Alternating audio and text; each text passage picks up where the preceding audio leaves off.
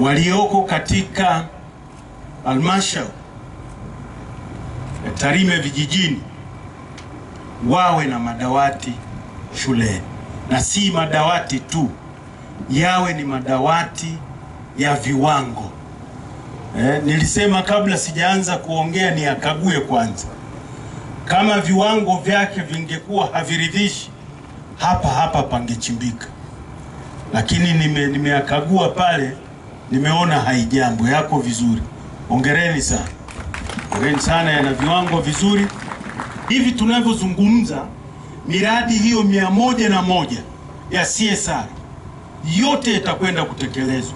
Inatekelezwa ni kwa sababu madiwani wetu walikuwa na uthubutu, wakaweka mipango mizuri, wakaweka hizi tunaita balance and checks, ambazo zimewezesha sasa fedha hizo zitumike, na si zitumike katika kufanya mambo